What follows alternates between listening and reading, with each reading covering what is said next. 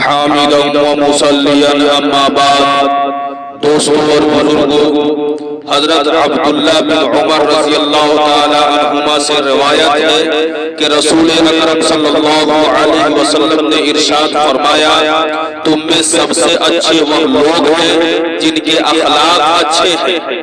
دوستوں، اسلام نے ایمان کے بعد جن چیزوں پر زور دیا اور پوری انسانیت کی سعادت و خوش بختی کو ان پر موقوف رکھا، ان میں سے ایک یہ بھی ہے کہ آدمی اچھے اخلاق کو اختیار کرے اور برے اخلاق سے اپنی حفاظت کرے۔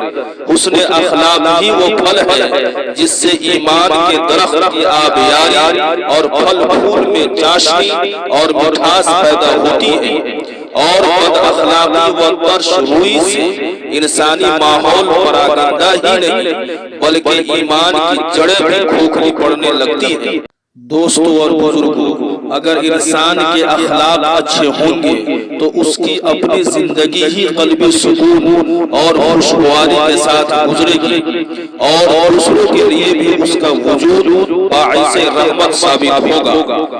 علامہ سید سلیمان ندوی رحمۃ اللہ علیہ نے انسانی اخلاق کا تجزیہ کرتے ہوئے سیرت النبی میں لکھا ہے کہ دنیا کی ساری خوشی، خوشحالی اور امن و امان اسی اخلاق کی دولت سے ہے۔ اس دولت کی کمی کو حکومت و جماعت اپنے طاقت و قوت کے قانون سے پورا کرتی ہے۔ اگر انسانی جماعتیں اپنے اخلاقی فرائض کو پوری طرح از خود انجام دیں تو حکومتوں کے جبری قوانین کی کوئی ضرورت ہی نہ ہو۔ اس لیے بہترین مذہب وہ ہے جس کا اخلاقی دباؤ اپنے ماننے والوں پر اتنا ہو کہ ان کے قدم کو سیدھے راستہ سے بہکنے نہ دے۔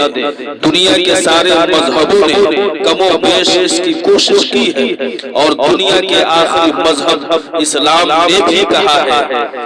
دوستوں اور بزرگوں، جب اللہ رب العزت نے حضور اکرم صلی اللہ علیہ وسلم کو عالم انسانیت کا ہادی اور پیغمبر بنا کر بھیجا تو تعلیم دی کہ لوگوں کے ساتھ حسن اخلاق سے پیش آئیے اور اچھے اخلاق کی کرشمہ سازیوں سے لوگوں کے دلوں کو جیتیے۔ خود آپ صلی اللہ علیہ وسلم نے ارشاد فرمایا، بعثت لأتمم مکارم الاخلاق، میں حسن اخلاق کی تکمیل کے لیے بھیجا گیا ہوں۔ اور حضور اکرم صلی اللہ علیہ وسلم نے اخلاق حسنہ کی نعمت کو تمام انسانی نعمتوں سے بالاتر کرتے ہوئے فرمایا، اللہ کے بندوں میں سب سے زیادہ پیارا وہ ہے جس کے اخلاق سب سے اچھے ہیں۔ دنیاوی زندگی میں جس شخص کا اخلاق جتنا بلند ہوگا اس کا غیر معمولی اخروی ثواب اتنا ہی زیادہ ہوگا۔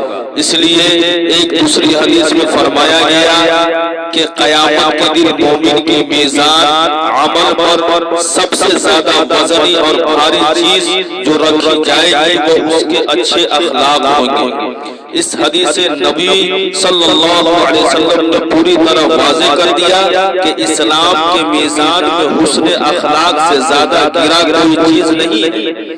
ایک حدیث میں فرمایا گیا کہ قیامت کے دن تم میں سب سے پیارا اور نشست میں مجھ سے سب سے نزدیک وہ ہوں گے جو تم میں خوش خلق ہیں، اور مجھے ناپسند، اور قیامت میں مجھ سے دور وہ ہوں گے جو تم میں بد اخلاق ہیں۔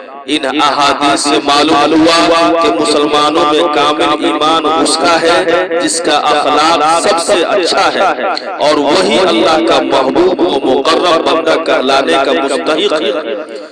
دوستوں اور بزرگوں، اس لیے مسلمانوں کو اپنی زندگی اسلامی اخلاق اور عمدہ سیرت و کردار کے زیور سے آراستہ کرنا چاہیے کہ مخالفین اسلام کے قلوب بھی نرم پڑ جائیں اور اسلامی تعلیمات کے لیے اپنے دل میں نرم گوشہ پیدا کر لیں۔